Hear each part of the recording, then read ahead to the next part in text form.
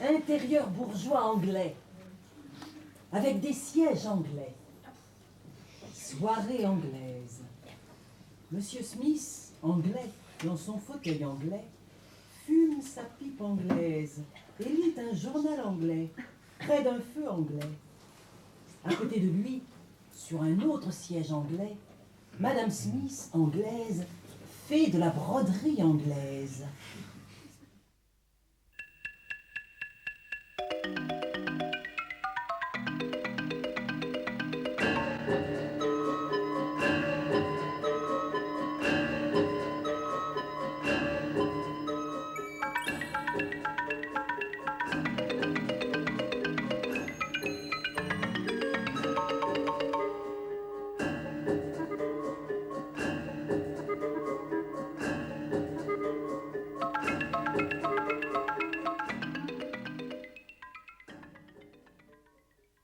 Au départ, je voulais écrire des contes, des récits, et j'en ai écrit, publiés dans des volumes qui s'appellent La photo du colonel.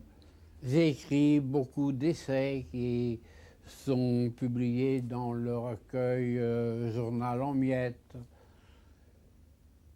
Mais il s'est fait, peut-être était-ce une vocation, peut-être parce que la cantatrice chauve a eu un tel manque de succès que j'ai senti le besoin de faire une autre pièce. Et j'ai écrit une deuxième pièce qui n'a pas eu de succès non plus. Pour la cantatrice chauve, on disait l'auteur est un demeuré mental. L'auteur, on ne parlera plus de lui jamais ni de sa pièce. Bernard Grasset, qui a lu le texte, a dit ça ne passera jamais la rampe. Depuis mon arrivée à Londres, j'habite rue Bromfield, chère madame. Comme c'est curieux. Moi aussi, depuis mon arrivée à Londres, j'habite rue Bromfield, cher monsieur. Comme c'est curieux.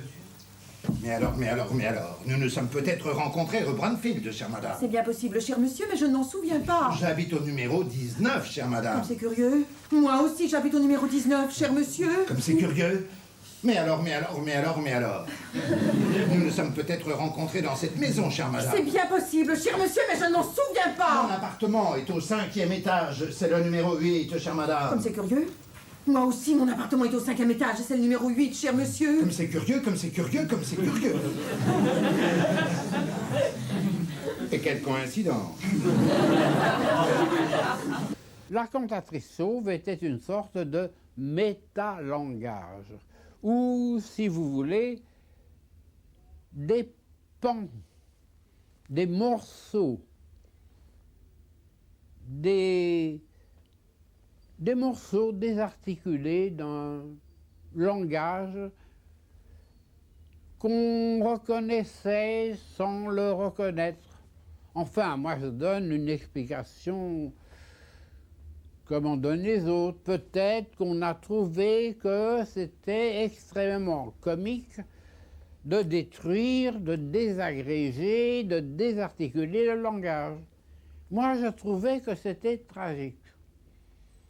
C'est pour cela que, dès ma deuxième pièce, qui était la leçon, je l'ai intitulée « Drame comique ». Vous savez bien compter. Ah oui, monsieur. Jusqu'à combien savez-vous compter? Je puis compter à l'infini. Non, cela n'est pas possible, mademoiselle. Alors mettons jusqu'à 16. Ça suffit. Savoir se limiter. Alors comptez donc, s'il vous plaît, je vous en prie. Oui, monsieur. 1, 2, puis après 2, il y a 3, 4. Arrêtez-vous, mademoiselle. Quel nombre est le plus grand, 3 ou 4? 3 ou 4, quel est le plus grand? Le plus grand de 3 ou 4, dans quel sens le plus grand?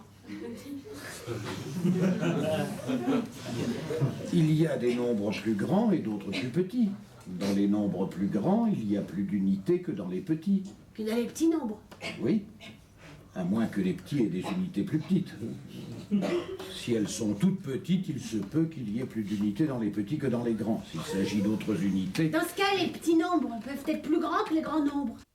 Petit à petit, les gens se sont habitués, mi-ricanants, mi-sérieux, à accepter ces pièces, qui maintenant, à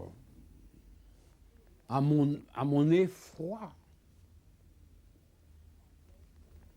à mon étonnement majeur, maintenant, s'apprennent dans les classes. C'est pour ça qu'on dit que je suis, malgré moi, un auteur classique. Je dis malgré moi parce que je n'aurais jamais voulu l'être. Et si on me demande les raisons pourquoi je crois que la pièce a marché, c'est parce que la cantatrice, la première, et la deuxième, la leçon, c'est parce que ce n'était pas des pièces comme toutes les pièces.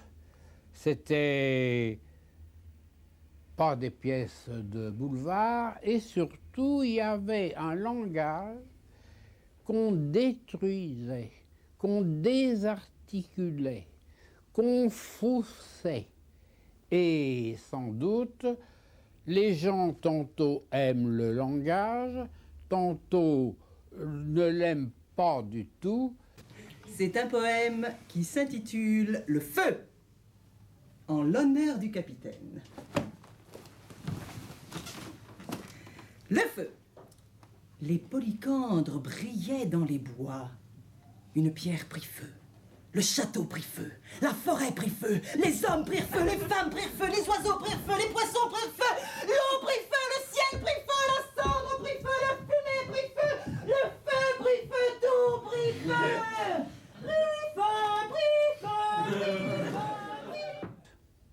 Est-ce que vous avez le sentiment maintenant d'être compris? Tout le monde finit par être compris. Il finit même par être trop compris. Quand il est trop compris, c'est pas tellement bien. Parce que cela veut dire que la sève s'est épuisée, de nouveau s'est épuisée. Mais peut-être, j'espère que je n'ai pas été compris vraiment comme personne d'entre nous ne peut être compris. Et pourquoi je dis cette chose optimiste pour moi, pour un écrivain, pourquoi je le dis, c'est parce que les pièces, comme la cantatrice, dont on se moquait, qui faisait beaucoup rire, maintenant, il y a des gens plus avisés et des jeunes qui sont effrayés par ce langage. Donc, première étape, c'est rien du tout, c'est des bêtises. Troisième étape, c'est amusant. Ah, comme c'est amusant ce langage qui vole en morceaux. Et finalement, c'est tragique. C'est tragique parce que un langage désarticulé montre avec beaucoup d'évidence que, en somme, le langage n'est pas une chose que l'on comprend aisément. On a dit que j'écrivais des choses incommunicables. Ce n'est pas vrai.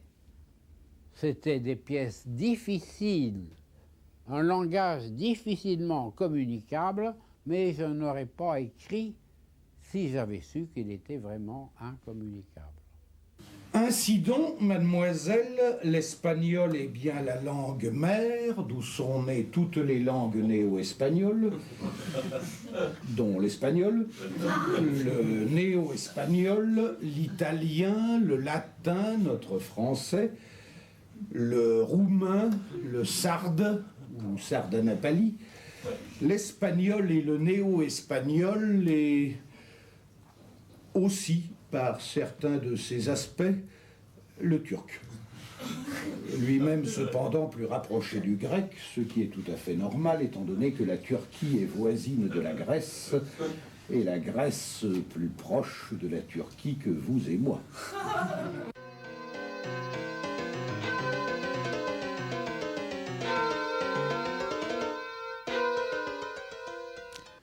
Nicolas Bataille, comment avez-vous découvert les théâtres de Ionesco et quelle était votre réaction? Vous savez, c'est une longue histoire, ça date des années 50. À cette époque-là, j'avais 24 ans, j'avais fait 2 mises en scène, qui n'étaient pas d'ailleurs des pièces de théâtre, mais des adaptations, parce que justement, je ne trouvais pas un auteur moderne qui corresponde à ce que j'avais envie de faire au théâtre. Et c'est par hasard, au cours de ma 2e mise en scène, une amie roumaine qui était mon assistante m'a apporté un texte en me disant « Voilà, j'ai un ami qui a écrit cette pièce, j'aimerais savoir ce que tu en penses. » Et j'ai lu ce texte et j'ai eu le coup de foudre. J'ai dit « C'est ça, c'est le genre de théâtre qu'il faut jouer, c'est nouveau, c'est exactement ce qu'il me faut. » Alors j'ai demandé à rencontrer Ionesco, qui a été très étonné parce qu'il m'a dit « Vraiment, vous voulez jouer ma pièce? Tout le monde me dit que c'est injouable. » J'ai dit « Oui, nous on trouve ça formidable. » Et puis on s'est mis à répéter sans savoir exactement où et quand on jouerait cette pièce. Mais on était très enthousiastes et puis très jeunes à l'époque. Mais pour nous, ce texte était très important. Alors, nous avons monté la pièce entre nous et puis nous l'avons présentée au directeur des Noctambules. On a eu un trac fou parce qu'on s'est dit il va nous sortir au milieu de la pièce en disant vous vous moquez de nous. Et puis il nous a dit écoutez, je vous prends à 6h30 parce qu'à cette époque-là, les spectacles d'1 heure, ça ne se faisait pas. Donc il ne pouvait pas nous prendre aux horaires habituels. Il nous a pris à 6h30, on a joué donc 2 mois. Les critiques ont été très mitigées, très étonnées, très scandalisées. Mais moi, j'ai toujours cru en ce texte. Et puis au suivant, d'ailleurs, que ce soit la leçon, les chaises, enfin tout le théâtre de Ionesco, c'est un théâtre qui me touche, qui correspond à mon univers. Et puis ensuite, nous l'avons repris en 57, ici, pour 1 mois. Et puis d'1 mois, nous avons joué 2, 3. Le public qui s'était habitué en 7 ans, disons, à cette nouvelle forme de théâtre et l'avait assimilé, alors qu'au départ, il était très scandalisé. Tout d'un coup, grâce aussi à un texte de Jacques Lemarchand qui a écrit « Le théâtre de la Huchette possède dans ses flancs de quoi faire exploser tous les théâtres de Paris. » Et là, ça a été le rush. On s'est dit, on va peut-être faire 6 mois. Et puis, au bout de 6 mois, si on faisait 1 an, ce serait étonnant. Et puis, au bout d'1 an, alors là, on pourrait faire 2 années.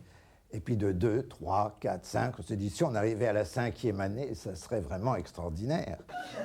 Mais si je ne me trompe, elle mangeait du poulet dans un guêpier. C'était pas la même. Oh! Et là, vous voyez, on est à la 31e année.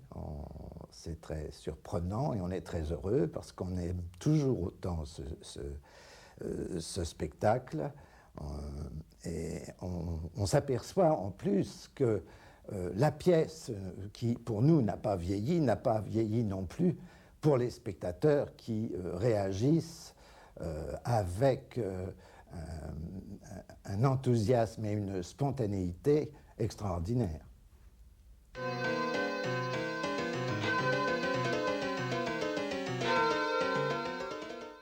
J'aurais aimé écrire dans une langue que tout le monde, que les anges, que la divinité auraient pu comprendre. Mais c'est impossible, et ça se voit tous les jours. Tous les jours, on parle un langage que l'on appelle rationnel, sensé, et qui ne l'est pas. Le papier, c'est pour écrire, le chat, c'est pour le rat, mais le fromage, c'est pour griffer. L'automobile va très vite, mais la cuisinière prépare mieux les plats. Ne soyez pas dingos! Embrassez plutôt le conspirateur! Shall we take begins at home? J'attends que l'actu vienne me voir à mon moulin. Mais on peut prouver que le progrès social est bien meilleur avec sucre. Ah, le Chirac! Pour en revenir en un mot à la cantatrice chauve, les gens sont contents de ne pas comprendre. L'humour a une importance majeure. Et comme disait Duhamel, c'est la politesse du désespoir.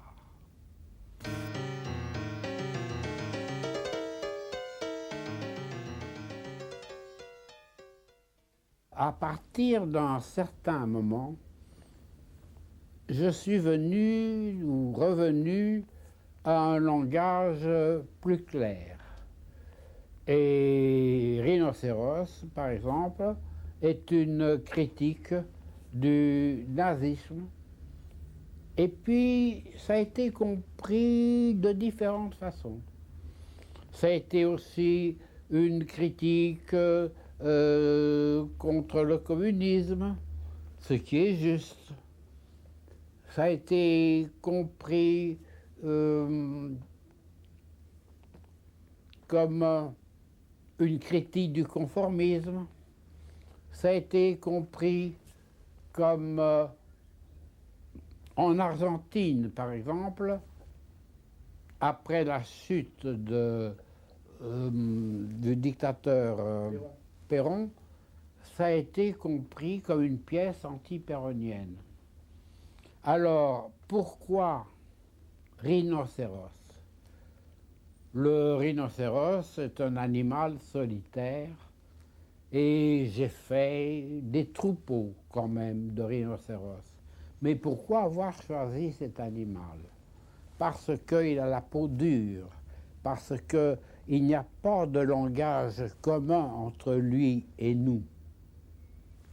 Parce que lorsque quelqu'un change d'idéologie, adopte une autre idéologie que la vôtre, il devient comme un monstre pour vous. Comme moi, je deviens un monstre pour les autres. J'avais choisi d'abord des moutons enragés, mais des moutons. Et je me souviens que j'avais été très impressionné par ce passage de Rabelais où Panurge, je crois, sur un bateau, jette un mouton par la mer, dans la mer, à la mer. Et tous les autres moutons suivent. C'est donc ça que j'ai critiqué. C'est donc aussi le conformisme. Les jeunes d'aujourd'hui qui n'ont pas vécu le nazisme, qui n'ont pas vécu le communisme, qui n'ont pas vécu un totalitarisme quelconque, qui n'ont pas vécu la période de Dreyfus, où le Dreyfusard était un rhinocéros pour les anti-Dreyfusards, et vice-versa. Ils ne comprennent plus ça, alors ils donnent une autre interprétation. J'ai demandé à des jeunes Autrichiens qui avaient vu la pièce, on a eu une discussion après la pièce, et je leur ai dit, que comprenez-vous de cette pièce, vous qui n'avez pas vécu le nazisme, qui n'avez pas vécu dans des pays totalitaires? Ils m'ont dit, mais c'est le conformisme.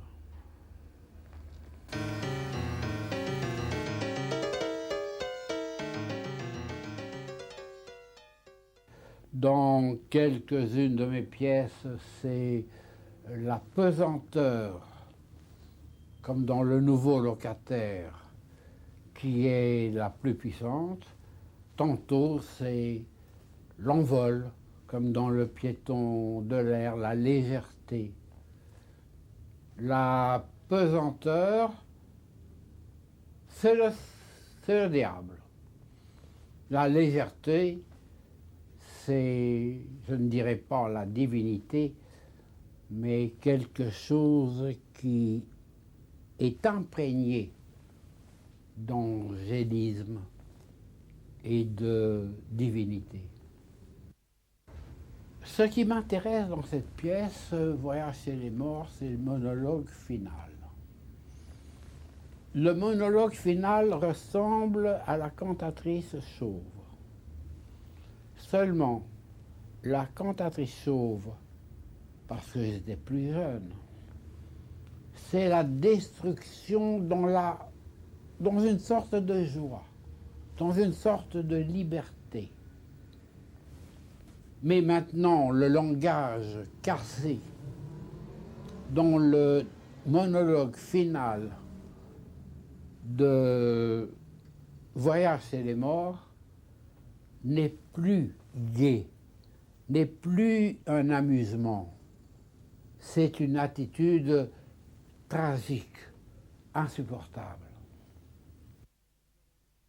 Dans votre théâtre, vous abordez une question fondamentale pour l'être humain, la mort, l'angoisse face à la mort. C'est un des problèmes essentiels.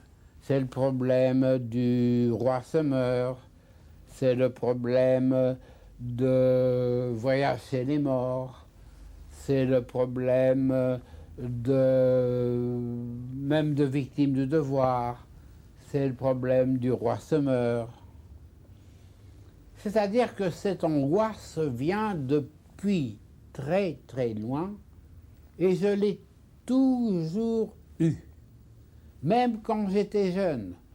Et en vieillissant, elle n'est ni plus forte ni plus faible.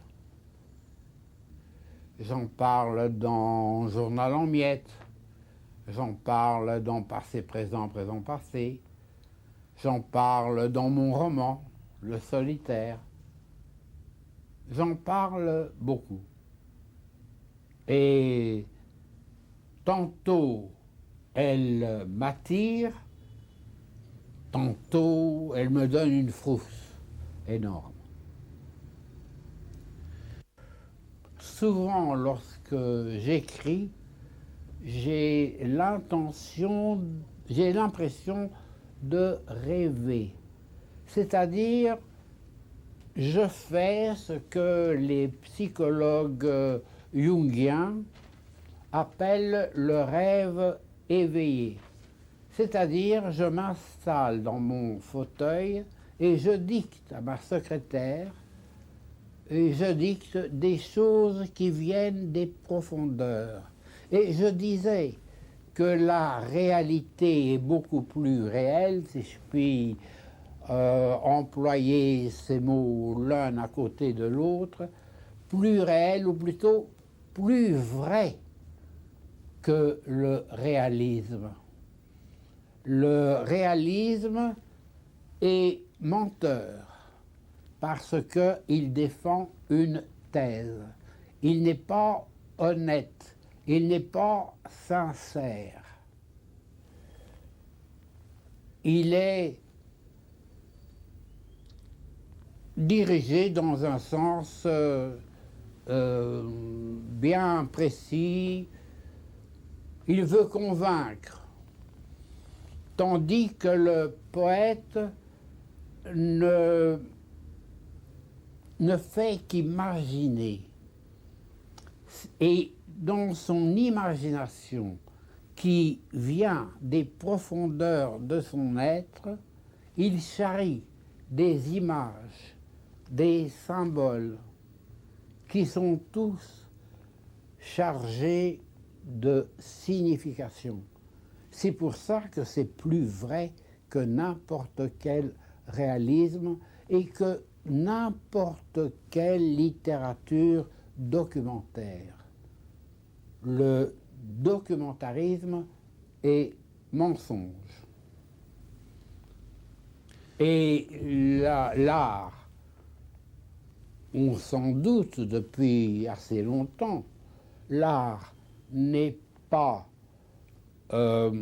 l'imitation de la réalité, mais la façon dont moi je projette, dont le poète projette sa réalité.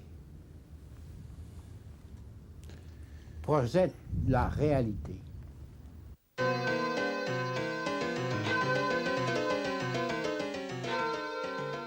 Brecht est le pantin de son idéologie. Un artiste, un créateur, doit faire lui-même, pour son compte, l'exploration du langage et du monde, et non pas adopter une idéologie qu'on lui soumet et qu'il ne fait que répéter. Donc c'est pour ça que Brecht est un pantin, un excellent metteur en scène, un mauvais auteur, comme le dit d'ailleurs Planchon lui-même. Et en plus, il a le malheur d'être réaliste. Or, nous savons très bien que la réalité n'est pas réaliste. Le réalisme est une école, est un courant littéraire ou artistique. Voilà ce que c'est que le réalisme. Pour ce qui est du réel, personne, aucun homme de science, aucun mathématicien, aucun physicien ne peut vous dire ce que c'est que le réel. Seuls les poètes, mais on en parlera une autre fois. Et pourquoi, je le dirai.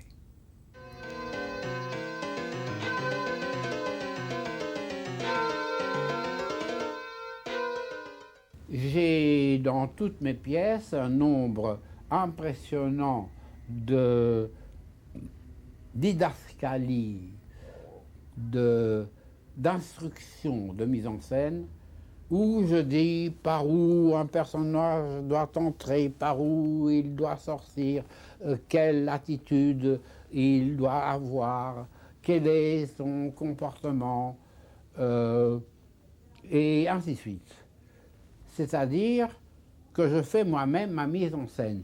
Et je disais que j'ai peur du metteur en scène parce que le metteur en scène ne respecte pas la partie importante, une des parties importantes de la pièce, qui sont les instructions, les didascalies. Est-ce que vous vous êtes senti trahi quelquefois par le metteur en scène?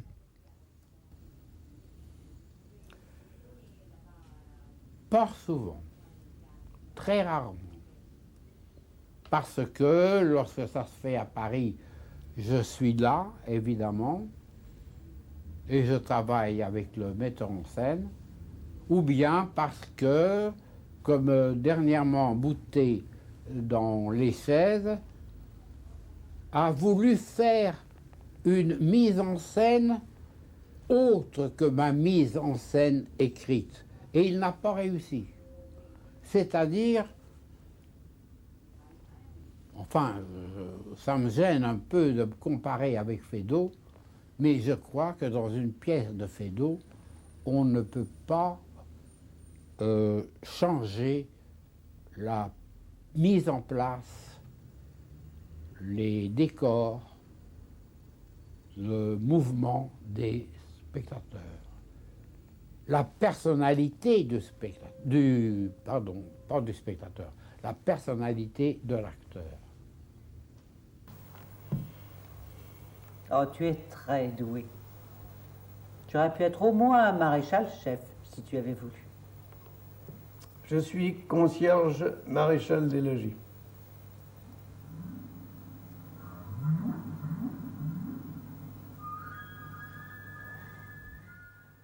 Je me sentais proche de Jean-Marie Serrault. Jean-Marie Serrault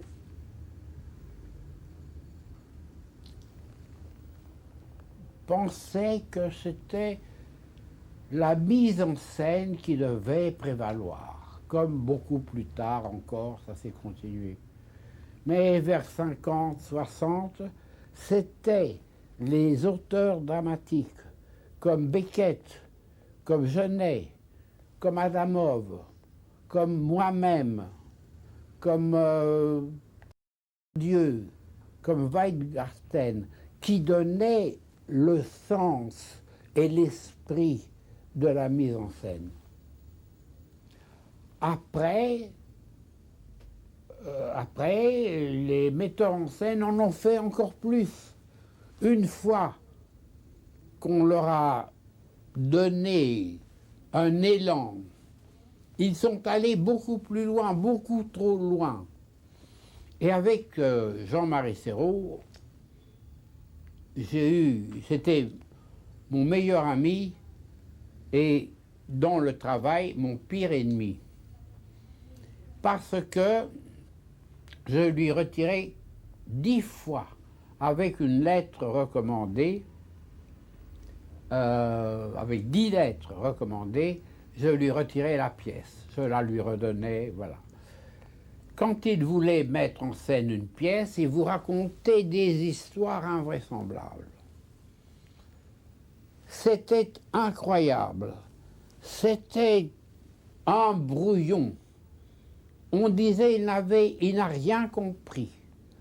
Et quand le travail de mise en scène était achevé, c'est lui qui tombait juste.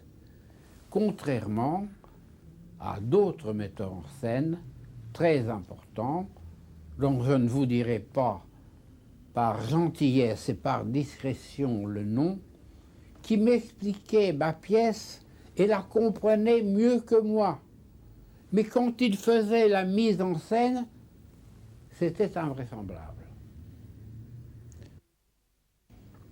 Et j'ai fait une expérience à mes dépens.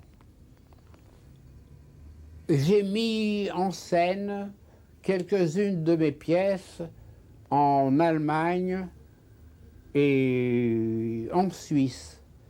Et j'ai raconté ce qui m'est arrivé. Moi-même, je ne respectais pas les instructions scéniques que je donnais. J'en voulais d'autres. Alors je comprends très bien qu'il est très difficile pour un metteur en scène de talent de suivre les indications scéniques. Mais quelqu'un, un metteur en scène qui a un super talent, est à la fois fidèle et original. Et c'est le cas de Boutet,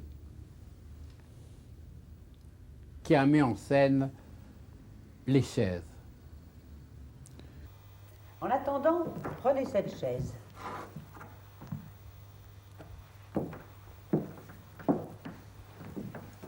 Fait chaud, n'est-ce pas? Oh, quel joli éventail. Mon mari m'en avait offert un semblable il y a 73 ans. Je l'ai encore. C'était pour mon anniversaire.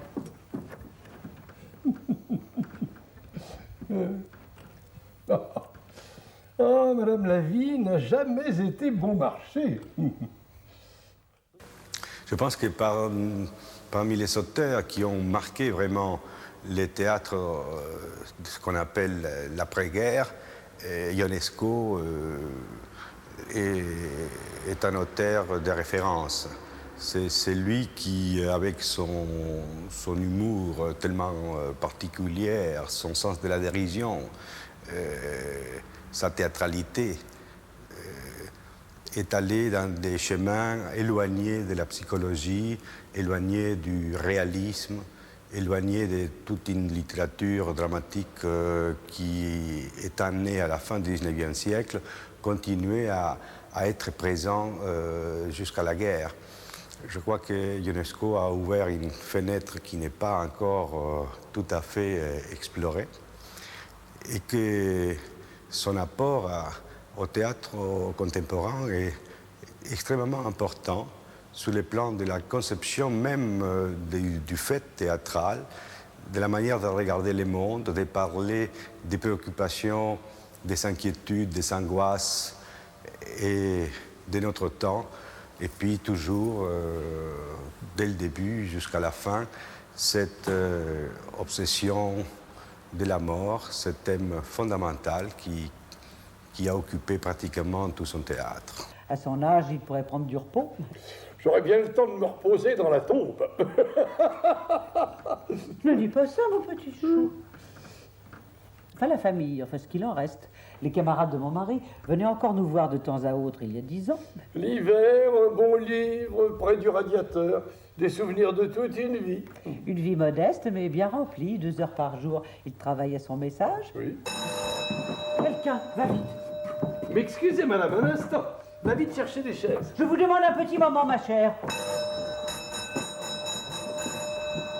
Voilà une personne bien autoritaire. Oui, en Angleterre, ce médiocre Peter Hall a lu en anglais ma pièce Rhinocéros, ma pièce La Leçon, que lui avait confiée George Devine, le grand homme de théâtre, le grand animateur anglais qui a introduit en Angleterre tout le théâtre français, qui a inspiré ensuite Pinter, Simpson et tant d'autres. Et parmi les metteurs en scène auxquels avait confié une de mes pièces, il y avait Peter Hall, qui lit la pièce en traduction et qui me dit « Mais votre traducteur est idiot. » Parce que c'est pas possible. Un professeur qui, depuis 20 ans, tue tous les jours 20 élèves ou 40 élèves.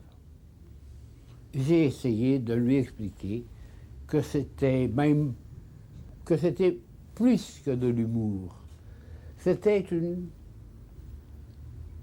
de l'humour, une fantaisie, une plaisanterie rosse et significative, parce que l'assassinat de la fille de l'élève était en réalité un meurtre sexuel. Il dit « c'est impossible, il est idiot ». Et je lui ai dit « non, monsieur, c'est moi qui suis idiot. Le professeur tue vraiment 40 élèves par jour ». Alors, à force de lui expliquer, et comme George Devine lui a expliqué aussi, la signification fantastique et ridicule et dérisoire de la pièce, il l'a accepté, mais il m'a dit « oh oui, mais pas 40 élèves, d'accord, 4 seulement par jour ». Ça lui suffisait. Couteau? C'est ça, vous prononcez bien maintenant? Couteau! Attention, ne cassez pas mes carreaux, le couteau tue! Le couteau tue!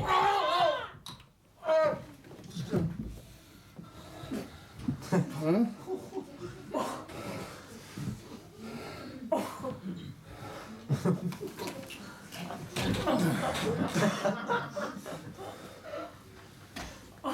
Salope. Une autre histoire, une autre anecdote assez amusante, c'est celle-ci. On a joué Rhinocéros en Angleterre, où mon producteur était un monsieur Loewenstein.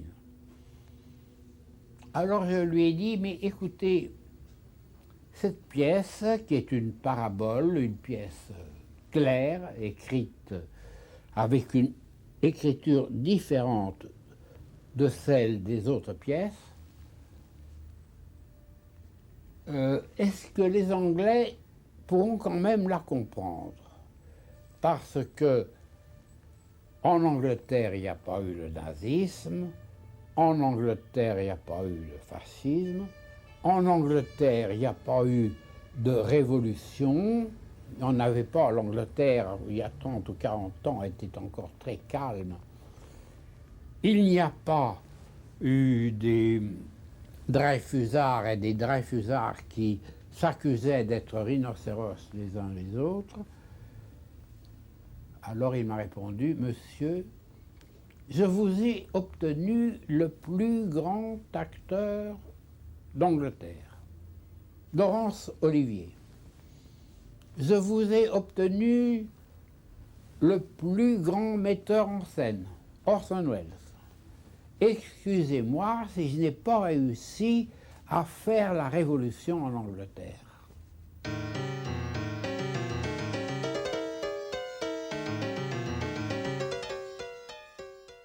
Ionesco a commencé ses activités littéraires en Roumanie, où il a été un des plus agités, au sens bon du terme, dans les années 30. Et il était nourri aussi de la culture et de la littérature roumaine.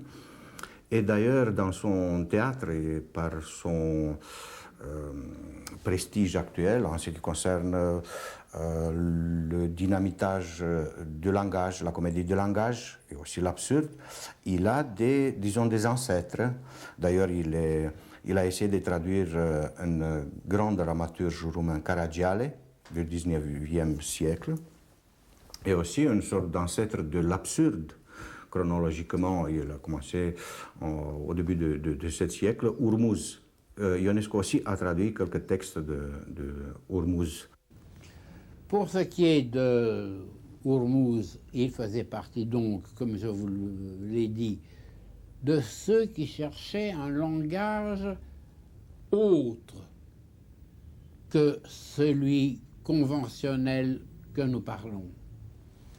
Et Caragiale, lui, aussi cherchait un autre langage, mais en utilisant le langage le plus commun, le plus banal, le plus quelconque, pour le tourner en ridicule, pour le moquer et pour le détruire de cette façon-là.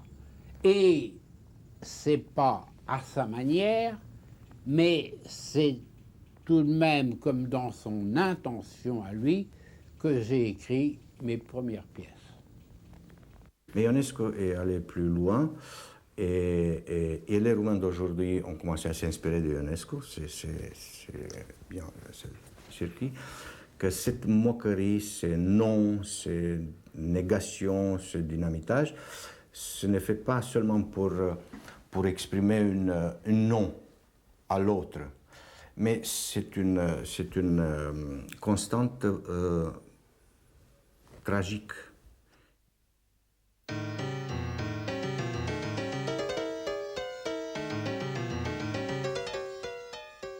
Maintenant, depuis que la Roumanie est malheureuse, je me sens redevenir roumain et je me sens avoir des attaches roumaines. Je n'ai pas vécu la destruction de tout ce qui était architecturalement valable là-bas. Je n'ai pas vu ce peuple dépérir à cause d'une sorte de Amin Dada, pire qu'Amin Dada. Gorbatchev est venu en Roumanie. Il s'est rendu compte de l'état dans lequel se trouvait ce pays. Et il a dit à Ceausescu de faire des réformes, ce qu'il a refusé.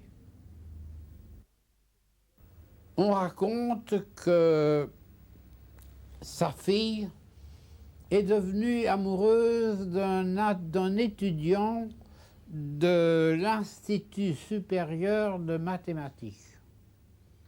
On a retrouvé la fille et le garçon dans un hôtel d'un petit village de Moldavie, et du coup, on a supprimé l'Institut de mathématiques. Il n'y a plus de mathématiques en Roumanie.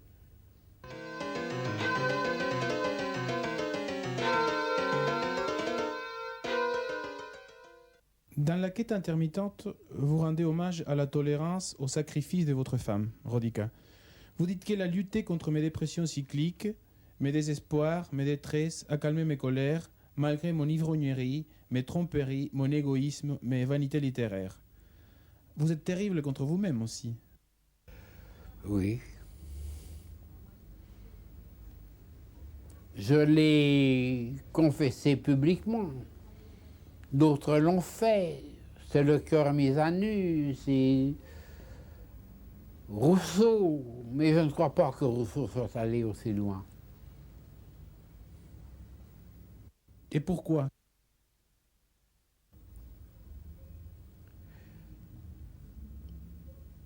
Pour que le ciel me pardonne.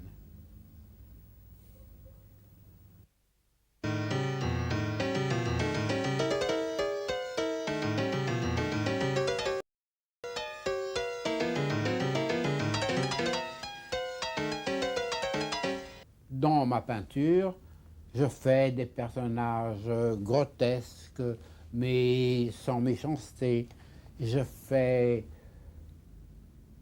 de la peinture non figurative. Je passe facilement du figuratif au non figuratif. J'ai eu des expositions, mais je ne vends pas. Mais j'expose. J'ai un ami qui a un atelier de lithographie où je peux de temps en temps aller travailler en Suisse. L'art, la peinture a cet avantage énorme que moi au moins j'ai l'impression que ça ne passe pas par la tête, mais que ça vient directement du cœur et que l'expression est beaucoup plus directe. Ça vient du cœur, ça passe par la main et ça oublie. Le reste est oublié. Et c'est dans la tête que domine la rationalité qui est en réalité une sorte de sous-réalité, car les gens ne sont pas rationnels. Comment êtes-vous venu à la peinture? C'est mon psychiatre. Il y a deux causes. D'abord, mon psychiatre, mon psychologue, neuropsychiatre. Il m'a dit, mais monsieur, pour vous guérir, racontez tout ce qui vous arrive, racontez ça. Alors je lui dis, mais je ne fais que ça depuis 30 ans, monsieur docteur. Ah, c'est vrai, il ne savait pas que j'étais écrivain. Alors il me dit, faites de la peinture. Et j'ai commencé à en faire. Mais il y a eu une autre raison, c'est que j'ai publié un livre qui s'appelle Retrouvailles. Je l'ai publié chez Skira. Et ce texte qui faisait partie d'une collection, Le Sentier de la Création, où il y avait Michaud, où il y avait Barthes, où il y avait Aragon, où il y avait Elsa Trionnet. À tout le monde, sauf aux peintres, parce qu'il y a eu Picasso aussi, on m'a demandé quel dessin, quelle peinture voulez-vous pour qu'on illustre votre texte. Alors j'ai dit, je ferai moi-même les textes, les dessins. Il m'a répondu, mais vous avez déjà peint? J'ai dit non. Ben, vous ne réussirez pas. Je dis, si. Alors il a dit essayer. Et il a aimé ce que j'ai fait, à tel point que des peintres ont aimé ce que j'ai fait en me disant, Ils ont aimé d'une façon curieuse, en me disant, vous osez faire des choses que nous, professionnistes, nous n'osons plus faire. Ça, c'était en 70. C'était Gaëtan Picon qui m'avait fait connaître, il m'avait fait avoir la commande de Skira. Et après, jusqu'en 80, de 70 à 80, pendant 10 ans, je n'ai plus fait de peinture. Et en 80, j'ai recommencé, grâce à ses amis. Donc, dans votre peinture, si j'ai bien compris, il n'y a aucune ambition artistique.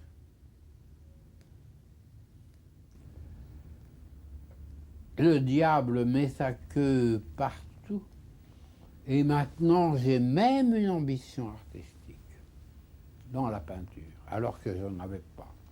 Alors que j'en ai plus, pour ainsi dire, plus en littérature.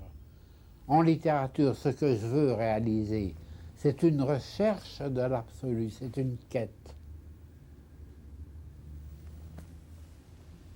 Vive l'empereur! Vive l'empereur! Vive l'empereur! Vive l'empereur!